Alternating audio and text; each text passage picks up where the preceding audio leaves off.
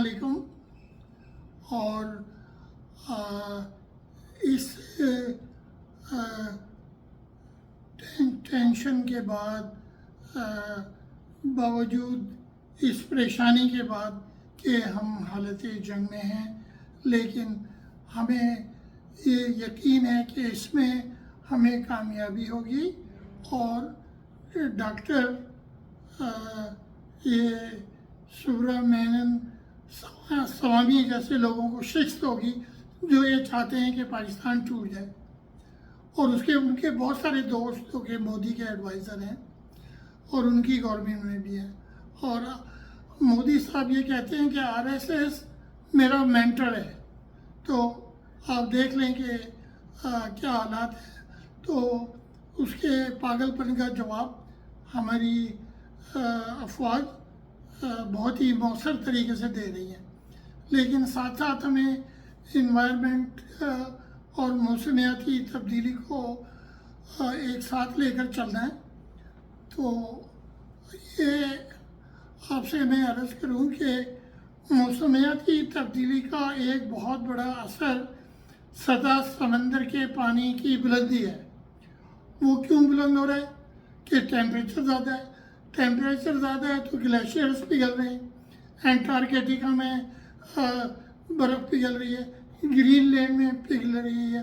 ہر جگہ سے جو تھکنیس ہے انٹارکٹیکا میں وہ کم ہوتی جا رہی ہے. تو یہ جو ہمارے شہر سمندر کے کنارے ہیں وہ سب اس تباہی سے بچ نہیں سکیں گے کہ وہاں کے سمندر کا پانی شہروں کو تباہ کر دے گا. اس میں اب میں آپ کے ساتھ 2-3 سلائڈز بھی شیئر کروں گا کہ سطح سمندر کی بلندی سے فلڈنگ، ایکو سسٹم کی تباہی، ریزیڈینشل ایریاز کی تباہی، اور اس کے علاوہ بہت سارے جو نقصانات ہیں، خطرات ہیں. آپ نے یہ دیکھا ہوگا کہ ہمارے اپنے یہاں جب 2020 میں اور 2022 میں فلڈز آئے تھے تو کتنی تباہی ہوئی تھی. ابھی تک اس کا لوگ سیٹل نہیں ہو سکے اور نقل مکانی بھی کرنی پڑی ہے. تو اسی کو مد نظر رکھتے ہوئے ہم یہ دیکھیں کہ امریکہ میں ایسٹ کوسٹ کے سارے سٹیز بڑے ورنریبل ہیں. ان کو سب کو میں نے بائی نیم اپنے ایک سلائیڈ میں بتایا ہوا ہے، جس میں میامی ہے، ہیوسٹن ہے، نیو یارک ہے اور نیو اورلینز ہے. اچھا، لوکیشن اور سطح سمندر سے اونچائی نیچائی کا بھی بہت زیادہ فرق پڑتا ہے. نیو اورلینز اور روٹرڈم نیدرلینڈ میں جو ہے وہ تو بہت زیادہ ورنریبل ہیں کیونکہ سطح سمندر سے نیچے ہیں. اچھا، اب ہم آتے ہیں کہ ان سٹیز کو آپ سلائیڈ میں دیکھ سکتے ہیں. اور اس میں جو ہمارا ایکو سسٹم خراب ہوگا، ہماری پلانٹ لائف تباہ ہوگی اور ہمارا جو دریاؤں کا پانی بھی کھاری ہوگا کیونکہ سطح سمندر بلند ہوگی تو پانی ڈیلٹا ایریا میں دریاؤں کی طرف فلو کرے گا. تو موسمیاتی تبدیلی مینس رائزنگ ٹیمپریچر کو کم کرنا.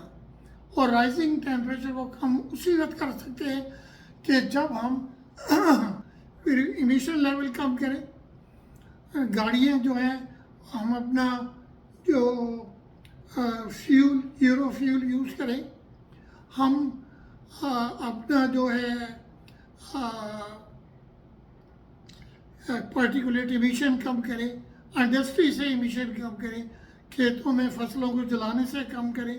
تو یہ سب کنٹریبیوٹ کرتی ہیں رائزنگ ان ٹیمپریچر کو. تو جب ٹیمپریچر بڑھے گا تو برف زیادہ پگھلے گی، گلیشیئر پگھلیں گے اور سطح سمندر بلند ہو رہی ہے.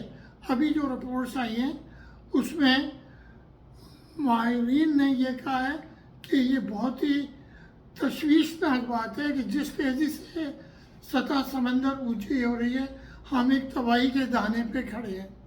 تو ہم سب مل کر بڑھتے ہوئے ٹیمپریچر کو کم کرنے میں اپنا حصہ ڈالیں اور اپنی گورنمنٹس کو ڈیسیشن میکرز کو بھی مجبور کریں کہ وہ اقدامات لے جو کہ سسٹینیبل ڈیولپمنٹ گولز میں ڈیفائن کیے گئے ہیں. تو اسی کے ساتھ آپ اگر آپ کے کوئی سوالات ہوں کوئی کمنٹس ہوں تو آپ ہمیں بتائیے گا, ہم آپ کو ڈیٹیل جواب دیں گے.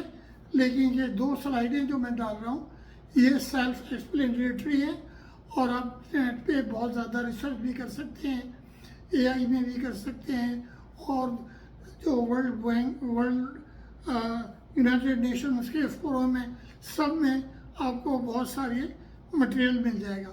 تو اسی کے ساتھ اللہ حافظ اور اپنا خیال رکھیے. اور یہ جو ہماری جنگ کے حالات ہیں ان سے گھبرائیے مت. ہماری افواج مؤثر طریقے سے ہماری حفاظت کریں گی. ساتھ ساتھ میں دعا کرتا ہوں کہ اندرونی طور پر ہمارے جو گمراہ بھائی ہیں وہ ان کو ہم منا سکیں اور اپنے ساتھ لا سکیں تاکہ. لیکن بلوچستان میں بھی جو ہو رہا ہے وہ ڈائریکٹ انڈیا کا انٹروینشن ہے. لیکن ابھی جو انہوں نے بیوقوفی کی ہے اس کا آپ یہ دیکھیں کہ ان کو راہ کے چیف کو فائر کرنا پڑا اس لیے کہ جو پہلگام کا واقعہ تھا اس کے اندر یہ ثبوت مل گیا کہ پاکستان پہ ذمہ داری ڈالو. تو اسی کے ساتھ اللہ حافظ. پاکستان زندہ باد. اپنا خیال رکھیے. اللہ حافظ.